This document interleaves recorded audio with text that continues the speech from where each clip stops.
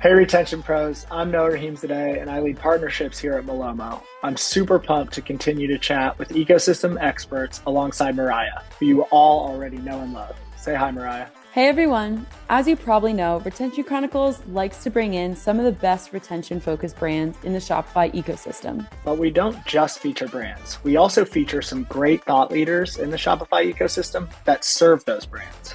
And because we always want these conversations to be fun, you'll hear us talk to our guests about what they're excited about and what's helped them get to where they are today. We hope you'll stick around to learn and laugh with us. Retention Chronicles is sponsored by Malomo, a shipment and order tracking platform improving the post-purchase experience. Be sure to subscribe and check out all of our episodes at gomalomo.com.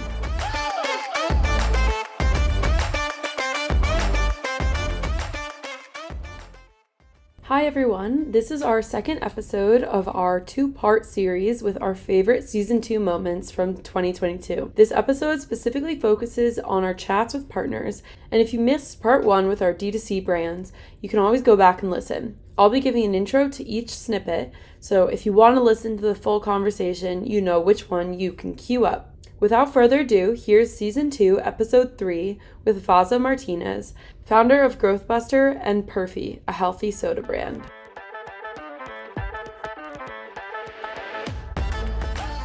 You said something that was really interesting from, an agency founder's perspective, thinking about and a brand's perspective, right? Thinking about the balance of when to leverage an agency rather than when to hire in-house to build it out or use the resources you have currently. There's probably a much more intelligent way to ask this question, but you sort of see where I'm going. Do you have any thoughts or advice around like when you would say you will save money by leveraging an agency, even though it seems more expensive up front? Because it sounds like you ran into that problem yourself firsthand. Yeah. So there were certain things where last year my team didn't have the time to do. We hired an epic email agency. It was expensive, but that's not any part of the funds I wish I had back. They're fantastic. You probably know them, David Bozen at Structured. I love them, Yep. And they helped out Perfy get our flows set up and all of that. But at some point, I had to pull the plug on that because you've got to wait for retail to really kick in, and it's a little bit of a sales cycle. So I think going back to your actual question though, it's going to vary based on founder. Like there might be a founder that's epic at ops, somebody who's just straight from Wall Street, or someone who's a CFO experience. Their strengths are going to be their strengths, and their weaknesses and blind spots are going to be different than mine. So I didn't hire a marketing agency, and it's quite funny how many photography or studios or marketing agencies reach out to, hey, we want to work with Perfy. I'm like, can you beat $0 per month? Like, if you'll pay me to work for Right. Perfy, then we got something going. GB can take a hike, but that's not the case. So, and it's also not one of my weaknesses. I hired agencies for R&D and for ops, and those are two of my biggest weaknesses. I don't have an agency for finance right now, but we're not doing 10 million a year yet. Like that's one of the hires, because it's one of my hugest weaknesses. So as a founder, the tools that I have in my tool belt are going to vary. So someone hiring an agency doesn't always mean a marketing agency. There might be an outsourced ops agency. There might be an outsourced R&D. Not everyone's a food scientist, Right. So everyone will have a point where they come to the question of, should I hire this in-house or hire an agency? For me, I think an agency is a lot more flexible. There's probably a premium. You're definitely not getting 40 hours per person. Like, why should you? Like, I see both sides of the fence on this one. Like, why should I get 40 hours of an agency person's time when I'm not paying for their phone or their Wi-Fi reimbursement, or not paying the payroll taxes on their, on their employment? Depending on the state, it gets pretty crazy. Right. So there's benefits and savings to be had. I can tell you this: the ops agency I have, they're the most expensive invoice I get every month, but it's not one that I'm scared of, because they have saved me so much money I cannot calculate it by knowing how to do X, Y, and Z. Or I probably wouldn't have been able to launch Perfy until 2 years from now if I did all that stuff by myself. So just depends on the founders. My direct answer.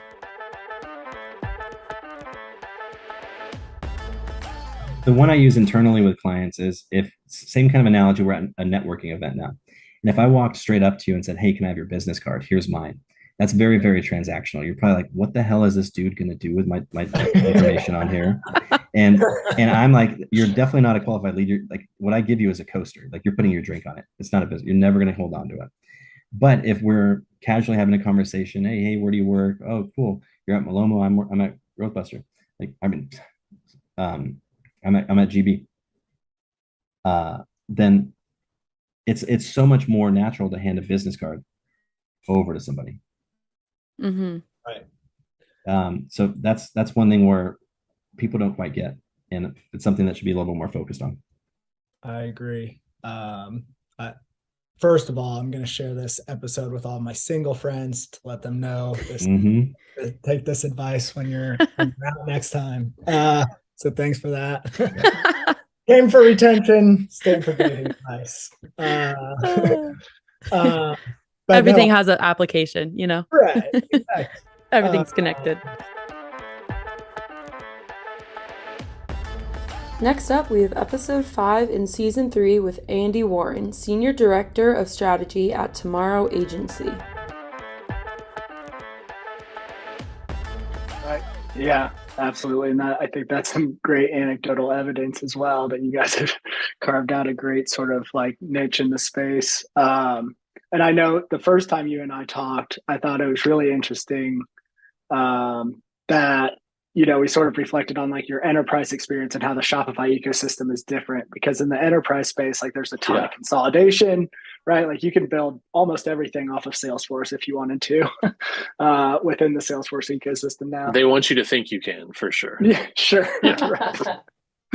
And then brands are like, well, why can't you just, as my agency, go build it on Salesforce? And it's like, well, Right. It's just not quite that easy, right? But in the Shopify world, like there's an app for that, right? There's 12 different apps that Tomorrow's working with, at least, I'm sure. But they all offer different sort of like data sets, right? That power not just the site, but like the marketing behind it. And you know, I want to shift focus to retention here soon. But yeah, can you talk a little bit about how that has been a change for you throughout the career, and how you're thinking about it now that you're in the Shopify space? It was a big change, and honestly, it wasn't one that I was really prepared for when I took this position, because I mean, I remember we worked with a client for a number of years. And this was at my last agency, and we built out their entire subscription program for them. Like we built them a subscription platform in Magento. And, you know, you think about that now and people are like, why would you do that? And because it's, you know, just like not our, it wasn't really our bailiwick, you know? Mm-hmm. And, but I don't think I realized when I came into the Shopify ecosystem just how ingrained the different applications were in just the functioning of the website overall. And so that's been really, really unique. And so it's been, on one hand, it's been great because I think there's more innovation that happens that way, right? Like there's more competition within different parts of the customer experience, which I think then begets more innovation within those spaces. But then it's also difficult from the agency side because it's hard. Like, not only do I have to learn Shopify and all of the stuff that Shopify does, and then all of the things that they're releasing all the time, but then it's like, oh yeah, well, there's like 15 different things that you need to learn about as well that surround Shopify, and all of those have really cool features and really cool reporting and really cool ways to interact with them. And so it's, you know, as somebody that is helping clients identify choices that need to be made and then the direction that will best help them succeed in those choices, it's a big data set that we've got to kind of parse through in terms of like what things we need to pick and where they need to be selected from. So it's been a big shift, but it's exciting though. You know, it's with Magento and Commerce Cloud, Salesforce Commerce Cloud, you know, it'd be 6, 8, 10, 12, 24 months before like you had something that you were able to release that was going to be able to work. And with Shopify, it's literally like, I just go and click that button and it's like, well, that works now, which is awesome.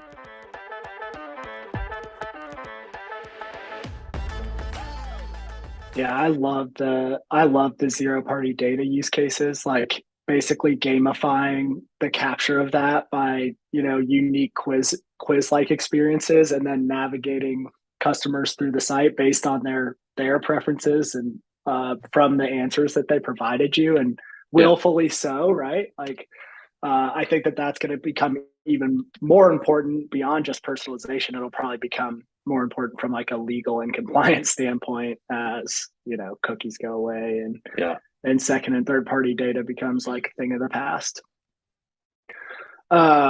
Any other tips and tricks on like personalizing the experience and sort of how you think about that for merchants? I think it's super important. My experience with personalization has been, it's been tough. You know, I think there's a gap between the customer expectation and the or even the merchant's expectation of personalization and what's able to currently be provided easily. And so I'm excited to kind of see what advancements are going to be made there. So like when you look at things like how are CDPs going to reshape personalization in the on-site experience and things like that, I think that's really cool and unique. But it has to be done in a way to where there's not like we worked on personalization for a company probably 4 or 5 years ago, maybe, before it was kind of like all the buzz. And we went to our client and said, okay, so we've got this great model that's built out and we think we understand how the personalization aspect needs to work and we can activate it for you on the website. But we're going to need your creative team to build out 5 times the assets that they're currently building. And they were like, yeah, they can barely get the number of assets out that we need right now. Yeah. I'm not going to increase it 5-fold. And so, you know, I think there needs to be some solutions there in order for it to really start to make sense. Like, how are we going to be able to do this without forcing people to, you know, increase their workload by 5-fold to make it happen? And I don't think we're quite there yet, but I'm excited to see where that goes, because that's really going to be, you know, I like that kind of, your website has become your salesperson type of conversation. And I think that's it, right? Like, how do we harness the data that we have about the customers that are coming and their intentions and what they've clicked on, and then how do I make that into a really unique set of recommendations for what it is that they're going to want or need to purchase? Like, I think that's the end all be all, right?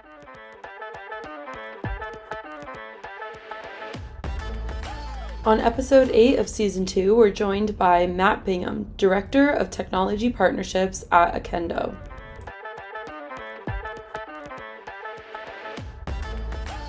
That is an awesome overview. And I know, you know, we're standing up or already have some Okendo review integrations on order tracking pages recently, which is really awesome to see. You know, you talked about the whole like idea of getting people to purchase based on what others are doing and like what others liked. I'm reading the book Influence right now, which is fascinating. And one of the chapter I'm on right now actually is called Social Proof. Yep. It's like one of the 4 or 5 levers of influence that they talk about. It's right up Okendo's alley. I think the whole idea is like the more people, I think the section I read last night was literally called like, there's strength in numbers, and like social proof's good, but the more social proof, the better. And I think that's pretty much Okendo's mission. I'm curious if you have any like top of mind real life examples of this working in the wild, or even just like overall metrics that you've seen in terms of how social proof impacts like buyer behavior. Yeah, you know, it's interesting. I think it's something like 95% of people read reviews before purchasing from a new site. So, you know, people read reviews. We also notice that when people click on reviews and like sort them out by maybe like UGC or photos, or, you know, something that's unique to Okendo is we collect a lot of attributes on the review submission. So like, instead of just regular 5 stars, you can ask your customers to say, you know, what did you use the shirt for? Is it like for workout or just regular wearing, or like a bunch of different attributes that you would find relevant as a brand? Yeah, as Matt was talking, Mariah, I was thinking at the end of this season, we're going to have to do like a like key takeaways, because there's so many recurring themes already, and this is only the third episode we're recording for our ecosystem episodes. But a couple things that stuck out to me were the zero party data that we just talked about yesterday with Tomorrow Agency, and that episode isn't out yet, so I'm not going to spoil. And also he talked a lot about the website being like think of the website as like your in-store salesperson. So like that person behind the cake store desk, the website should function as closely as possible to that personalized experience. And by, giving that social proof, I think that's one sort of checkbox to be able to do that. Yeah. No, I agree. I think a lot of times, and I think brands, it's no fault of their own. They're trying to scale and grow their business, but I always kind of recommend to brands take a step back and think about how you would interact this as a brand new consumer. I think sometimes, you're in the head in the sand. You're trying to fulfill orders. You're sending out an email. You're doing a social post. Like if you're an online brand, you got like 1,000 different fires to put out every day. But sometimes like maybe taking that step back and being like, how is this, website build, or how is this email going to like help a new consumer build some sort of community or trust with me? Or, if we're doing like a cart abandonment email, like how are we going to help them kind of see the light at the end of the tunnel? Well, is it more actionable in that email or not? I think the storefront, you can do so much for conversion rate optimization in terms of the design and display. But at the end of the day, with you're not adding like social proof or personalized messaging, I think you're missing out on an opportunity to make maybe a new consumer or somebody that's still learning about you, purchase from you. And I think that's no fault to own that brand owners, they got 1,000 things going on, but I always like to recommend that to them because it's a good way to kind of like reset. It's like, okay, let's think about how this would be perceived to certain audiences to, make them feel more comfortable. For this one, we pulled from episode 11 with Michael DeSantis, Director of Business Operations at Doris Dev and founding member of Canopy, a leading diffuser brand.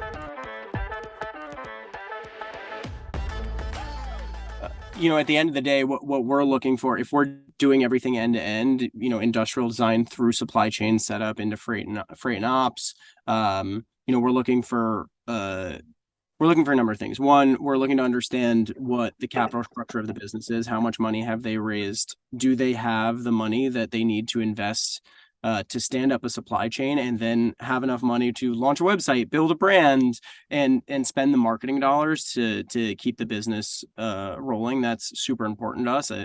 Kind of harkening back to that, we want any brand that we work with, we want to see them be successful. We want to make sure that they're going to have like a long lifespan, and want to support them in standing up a supply chain that can scale with them.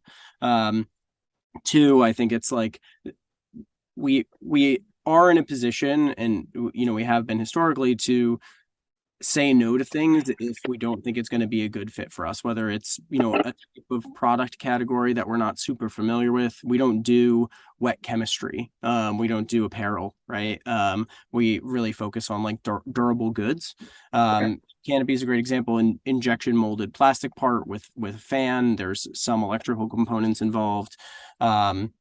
In that case, we'd be looking for a brief from the client saying, hey, here are all the key characteristics. Here's the kind of target market we're looking to go after. Here's our target landed costs. Here's the key constraints that we're aware of, whether that's, relevant compliance testing, or in, the case of a humidifier, say we need it to be able to humidify space up to 500 square feet, right? So there are, kind of design constraints and engineering constraints, and we're looking to have those at least somewhat defined prior to kicking off an engagement, so that way we can have a clear picture and path forward. We're also looking for, target minimum order quantities somewhere in the 1,500 to 2,500 range. Obviously, the more the better, because you're going to be able to push price down on the factory side of things, but that's kind of the low end of what we're looking for in terms of what people are looking to execute on. And at the end of the day, you're making a big capital investment to set up a supply chain. So once we have all those key characteristics defined, what we'll do is we'll step into the industrial design phase. We'll bring in the design team. We'll have a kickoff meeting, really kind of blue sky the project and say, here's where you're finding inspiration. Here's where we're finding inspiration. It doesn't even have to be the same category of product. It could be a sculpture that you like or something like that. We just worked with the soft services team. They just launched a product actually on Tuesday that was inspired by like some sculptural art that we then took and turned into a physical product, and it's beautiful. Another question I was thinking when you were sort of talking about the whole process, I'm so happy you walked us through that, because I would imagine like a lot of, for us and a lot of our listeners probably don't realize how much goes into it. What should brands be doing in like that interim period while they're waiting for the product to be ready? Like, are they normally fundraising? Are they normally like evangelizing their brand and starting their marketing outreach? Are they, like what have you seen them do, and what would you recommend that brands do when they're in that sort of holding period? I think it depends. Like if you're talking a brand that's pre-launch, at the end of the day, if you're engaging with a Doris Dev, you've already raised that like pre-seed round of funding. You've probably already kicked off branding work. Ideally, like if we're doing industrial design, you have like a logo and a color palette figured out by the time we're getting the ball rolling. And then you're getting the process started on designing and developing the website, getting everything set up operationally. If you're going to manage your own 3PL, make sure that that's all tight. Make sure you understand what the tech stack's going to look like on your side of things. I think, on the Canopy side of things, this is super true. The tech stack that we started with is not the tech stack that we have today, right? And like even, launching with you guys on the Canopy side of things, like my mind, super exciting change to the business, super interesting opportunity for us. And honestly, like a no-brainer. Yeah. I think the thing is like when you're first evaluating your tech stack, though, you need to be thoughtful and you need to stay scrappy. I think that a lot of brands, and I think everybody's feeling this now, but people like to spend when they have the money, and fundraising is a lot harder to do today than it was a year ago. So being super thoughtful and staying scrappy, I think, is key, and thinking about what are the highest impact areas of the tech stack that you want to invest money in today, where you want to end up in the future. And like, maybe that's starting with something super simple on the referral side of things or on the reviews side of things, and knowing that you're going to eventually graduate to something that's a little bit more sophisticated and complicated, that's going to give you the ability to do more things, whether that be on the retention side of things or the loyalty side of things. So I think it's really a matter of like, during that interim phase, there's a ton of work that's going on, and ideally we're just giving you peace of mind on the product side of things, and syncing up with you on a week over week basis.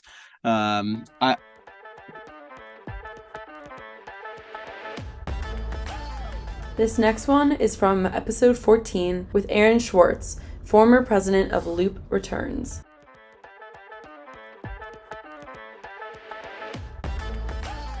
Yeah, that's incredible. And like, what is there anything around that, like around international shipping, that like makes it like uniquely hard or complex? Yeah, I mean, if you think about, think about you ship from your 3PL, you're a brand owner, and you ship to somebody in Canada. Let's just keep it simple. And you use FedEx or DHL. There is a reasonable chance that it never touches a FedEx truck. It might be picked up by a USPS truck because it's like a USPS work share, and then deposited, and then it might get handed over to Canada Post, and then it might get handed over to a local last mile delivery company. So you're paying FedEx or DHL, whatever in that example, but FedEx is never actually touching their product, right? They're coordinating somebody else doing it. And so if you think about like logistics is easy if it's like walking to your neighbor, right? When you start adding legs or different consolidation points, and it's further, so there's different weather patterns, like everything is just more complex because, first of all, you do not own the whole chain. So you're at the whim of somebody else. And even if you're a big partner, you don't know what's going on at that. Like, I mean, like a couple of years ago, one of our partners had like tornado in Tennessee and their warehouse was down. It's like, everybody was okay. Do you know what I mean? Like after you get through like the business, the human side, all that, then it's also like, okay, cool, but we have no control over what happens with those packages. It's going to take an extra week. You can't like go pick it up and go solve that problem, right? It's already in their system. And so I think just like globally is painful because the logistics, you can't own assets everywhere. So therefore it's almost better to own no assets, or like only own assets at like the crucial points. And then getting information from different people's systems is hard, right? Because in that example, it's like USPS heading off to Canada Post, heading off to the last mile, or your 3PL heading off to USPS, heading off to Canada, right? So it's like, there's visibility concerns. And then there's like different tax regimes where this country you pay X% if the product's provenance was in Pakistan. Is different than if it was in China. Is different than if it was made in Mexico or whatever. So it's just like all the complexity in one. And you're shipping something that's this big. Like, it's still got to get there. And people have like, well, it needs to be here in 7 days. It's like, it's probably a pretty hard challenge. So I think that's it. It's like the things to do are like, obviously choose good partners, get good visibility, staff up with customer service, and like get really good at pattern recognition. Like theoretically, every package into Berlin is stuck in customs for 3 days. Tell your customer, hey, don't worry, it's going to be there in 3 days. It's in customs. This is normal. Versus don't give them any information, and each day they check in the system and it says held in customs, held in customs. Like that creates anxiety. That creates a customer service ticket. Get away from that. Yeah, I think that's so. Two things. Like as you're talking through that, that's sort of fascinating to me. And like I didn't really realize this or recognize this until we got deep into Malomo. Like the amount of packages that are maintained or delivered by not the people who you bought the shipping from. Like I'm learning this in real time, right?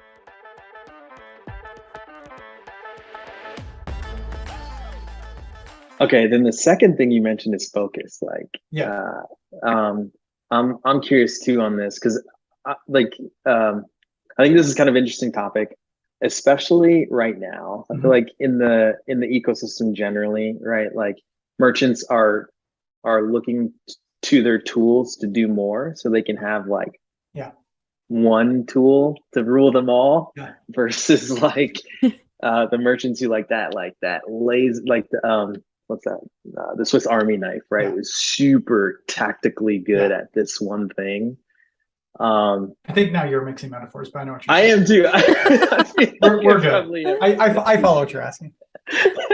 That'll be the theme of this episode. The Swiss Army knife, the Swiss Army knife does a one thing, but also 7 other things. You got a corkscrew.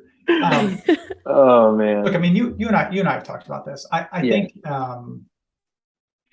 think for most things, you probably just want a bundled solution, and like done is better than perfect. Make it really easy. I think there are a handful of things where like you want something great. And so I don't think that's the same for every brand. But if I'm building my brand right now, right, and I'm hyper focusing on what to do, I'm like making maybe half a dozen decisions where I'm like making very considered decisions, and I'm not looking like I'm looking within my budget, but I'm not looking for cheap. I'm looking for like the best product I can afford. Does that make sense? And I think those are like certainly your platform. So you choose Shopify, or maybe you look somewhere else, but like, I don't know any brand who's starting today who's not like defaulting there, right? You choose a help desk. If you're like, I think it's very good for you to be close to your customers. So again, let's talk about if you get to like 250K in top line, like you start growing and like you have ambitions of building your brand, right? You choose a help desk. So that's gorgeous. Could be Zendesk, could be Customer, could be Klaviyo, whatever, right? But like you do a considered purchase there. You choose your 3PL or your fulfillment stack, whether it's like use a great 3PL, you decide to do it yourself, like you're at least very, very thoughtful about that. You choose your email marketing tool, maybe your text messaging tool, but definitely like you're probably defaulting to Klaviyo, but like there's OmniSend, there are others that like might be better or worse for you. You definitely choose your returns platform, because like every one of your customers is going to look at your return policy. Depending on your vertical, 30+% are going to return a product. If you give them a bad experience, they're going to not come back, even if you hit them with an incredible ad. If you give them a simple experience, even if they don't keep the product, you've paid to acquire those customers. You should be trying to drive them to exchange so they don't leave, right? Like it is a big retention tool. And you choose a tracking platform, because that like both helps with retention and with customer service, and with like what we talked about with Passport, like obviating tickets, because you give people good visibility. They will not email you and take 3 minutes of your team's time with saying that like you can just help them not be stressed. there's marketing tools, there's review, like there are awesome reviews platforms like Junip, whatever. But I feel like that is like the beginning of the stack, right? When you're going. Yeah. And so like I'd be very cautious about going to get like a family of apps type of product, which is like a B plus at each of those, because like, I don't know, it's expensive to acquire a customer, so you want to retain them. It's expensive to serve a customer, so you want to do it in like the most efficient way possible. To Mariah, your question about all the different channels, you'll want to use somebody like a Gorgeous because you not only want to like simplify your team's ability to support, but like support quickly, and also get all the analytics, which all these guys provide. Next, we're joined by Lluis, founder of GrowthStable, from episode 17. Because you always need to be bringing in new customers, but while that first purchase is obviously like absolutely necessary, it's actually the second purchase that is probably more important. Any thoughts on that? Would you agree, Lluis? I completely agree. There's no way to, I don't think there's a way to truly grow a brand without getting to a point where you're, dabbling with acquisition in that marketplace. But there are so many tools that aren't being focused on to get that second purchase, right? One thing that I always talk about with the brands that I speak with is the referral programs they use, where they're such home runs. They put, like you just mentioned, $20 sunk into that first acquisition. Most customers are getting a first-time customer offering with a lot of brands, right, in e-commerce. And what I've seen is when you can offer a referral program and you offer a reward to an existing customer that matches that first-time first-time customer discount, you're in a place where you're offering a lower cost to you for an acquisition, and you have a higher chance of that customer sticking around, right? It's almost like a warm lead instead of a cold lead. You don't have to communicate as much to that referred customer because your friend, the existing customer, is doing a lot of that heavy lifting for you, right? And it's one of the tools that I use with Malomo, with the brands, is you have so much excitement built in when a customer places an order. And leading up to that, all the conversation, all the marketers talk about is intent to purchase, right? How about the excitement about a purchase, right? That's what thrills me. When you get a customer to purchase, the conversation almost just started. We now have an official relationship. And if you can converse with them throughout their excitement, right? So checkout is the thrill. Oh, I made the thrill of purchasing. When's it coming?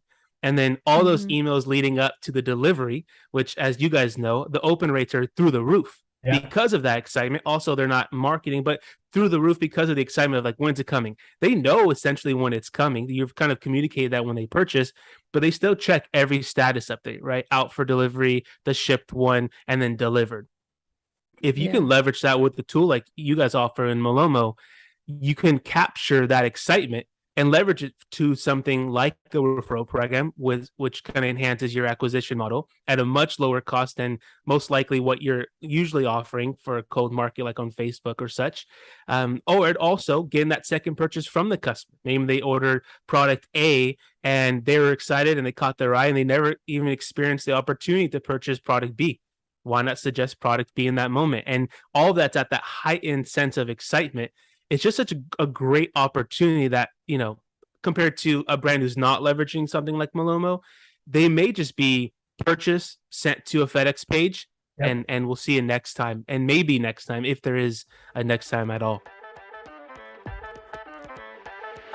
Yeah. And one of the things I noticed on Porto's tracking page is, to your point, Lluis, you talked about how like a lot of brands might think about this as increasing LTV by pushing product recommendations or sign up for our subscription program, but don't think about like, how do we just make sure that this customer is super well taken care of, especially if it's the first time, right? Like, what can we do to ensure they have a great experience so they come back for that super integral second purchase?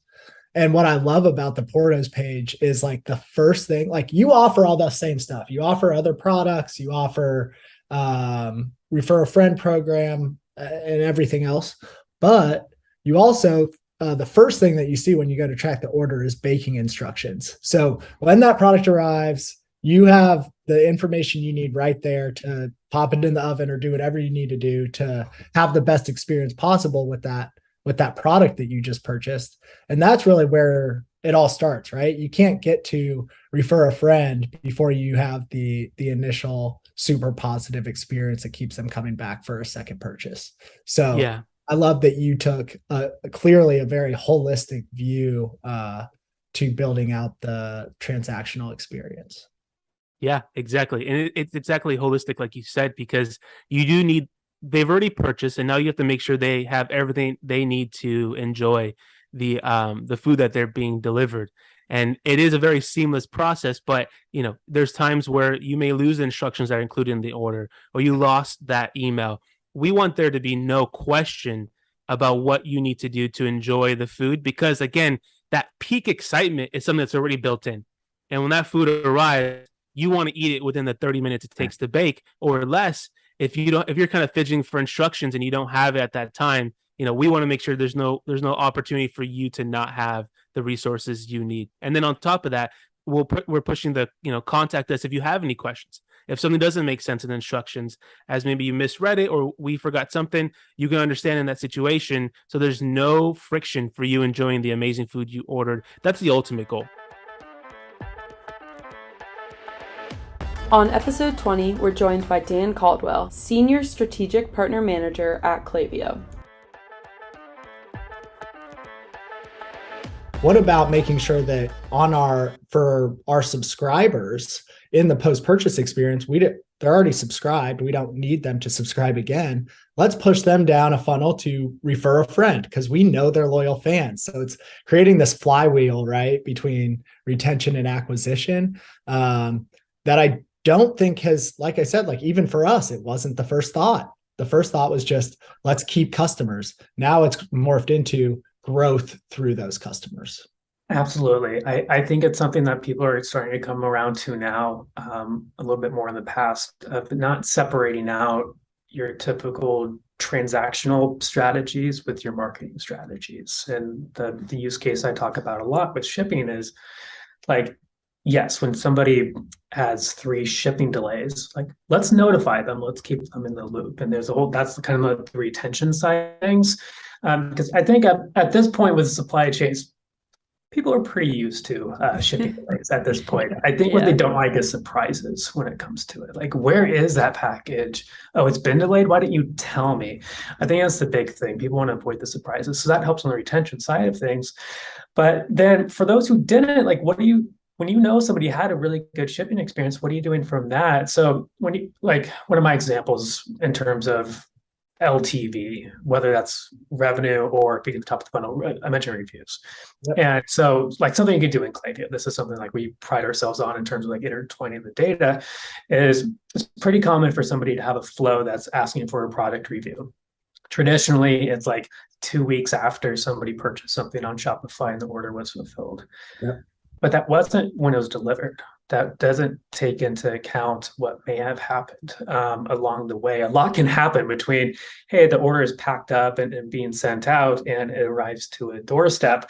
So let's get a little bit smarter. Let's use that from our integration to trigger this not 2 weeks after the order was purchased, but after we know that the order had arrived. Hey, maybe let's split out those who had more than one shipping delay during that process. Let's bring in that retention message for them. Those who have the streamlined message, perfect. Let's do a review request. But actually, let's go ahead and make sure that they didn't return the product. That's not a great experience. They return the product. Do they have a ticket open with their customer support? We have integrations with Gorgeous and Zendesk, Help Scout, other platforms that can like pull in. Are they upset about something? Really bad time to ask for a product review. Really good way to get a 1-star review. So being really intentional and smart. And it's not necessarily like, oh, you don't want feedback or like 1-star reviews are the worst thing in the world, but you want to just avoid those tone deaf messages too. Like it doesn't feel good as a consumer when I'm being asked to leave a product review and I haven't even had the package or I returned it or I'm talking to customer support about an issue I'm trying to work through.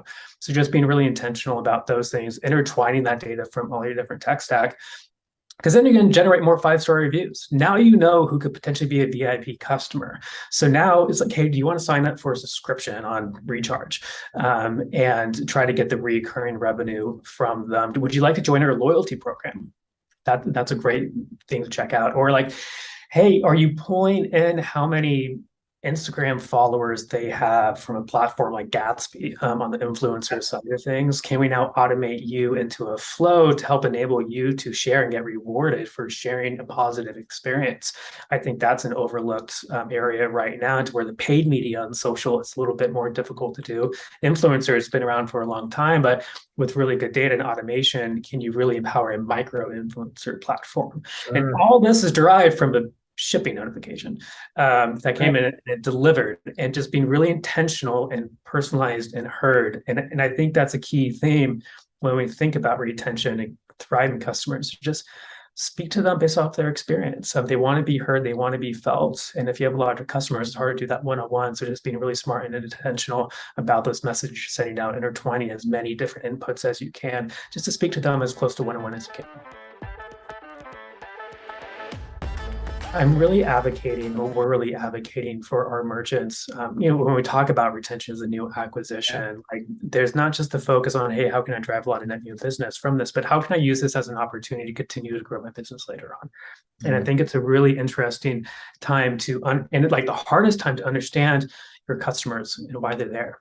Because it's gift giving. And so that's when it's interesting. This is why I'm an advocate for my survey partners. When you think of somebody like an Octane AI or a Jebit or a Typeform or like a Fairing for a post-purchase, like all of those can help you understand who your customer is, what are they really doing there. There's a lot of platforms that are really good to help, hey, they're looking at this and this product, so they're likely to like this other one. But are they looking for themselves, or are they looking for their mom or for their girlfriend? And it's gift giving. So understanding who that person is and who they're shopping for, because it's really helpful for after Black Friday or Monday, you're trying to grow LTV. Now, if that is somebody who purchased for themselves, you probably have a playbook. You know how to try to grow LTV from your existing customers.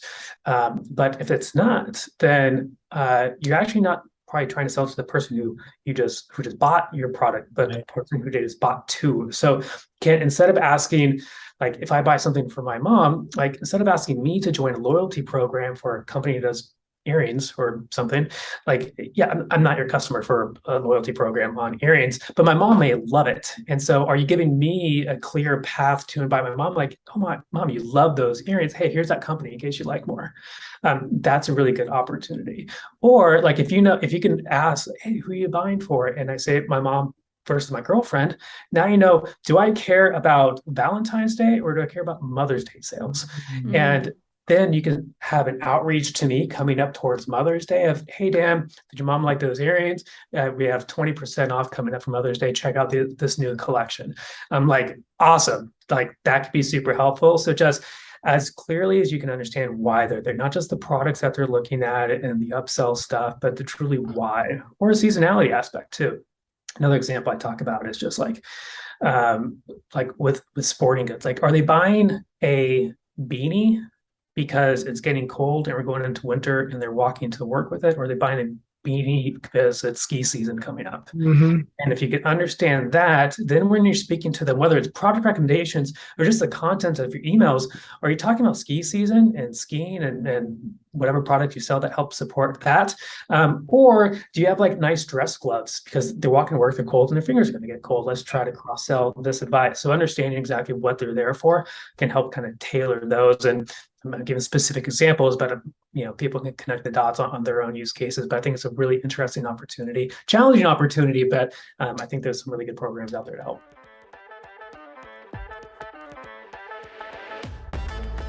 Our last feature for the best of 2022 is from episode 23 with founding members of Giftnote and Elephant Room, Adam Sharon-Zipser, director, and Nick Kennedy, head of client success.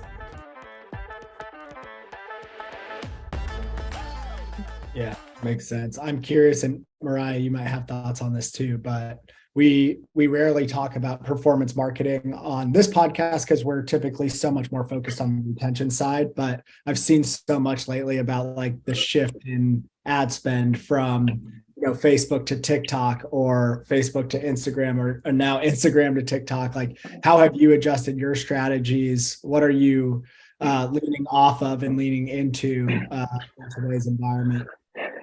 Yeah, like it's it looked at we battle that question every single day, and we're actually battling it a lot more now walking into Black Friday, Cyber Monday.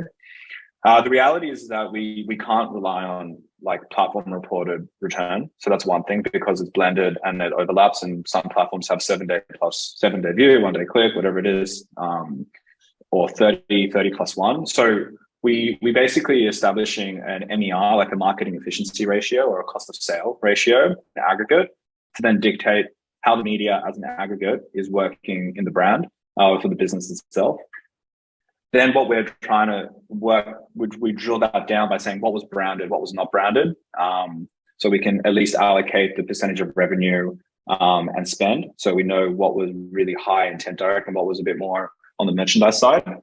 And then what we do is subdivide that by new customer versus repeat customer entries as well. So trying to understand what is actually growing the business and what's actually, again, on the retention side of the media, because media does actually account for a lot of retention-based customers that simply typing in a brand name that kind of get lost in the performance media arm.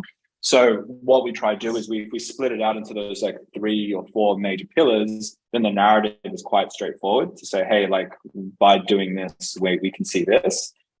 It's never clear cut. And then what we try to do to cement it or battle harden it is more of this like incremental philosophy. So instead of doing Snapchat and TikTok in parallel because it gets blurred and you never really know what's going to work, we try to have a very strict pacing policy where we only really want to be doing one new media channel at a time, and then look back at our benchmark numbers to say, hey, this is what's impacting, this is what our efficiency is, this is what's actually going on after we did this.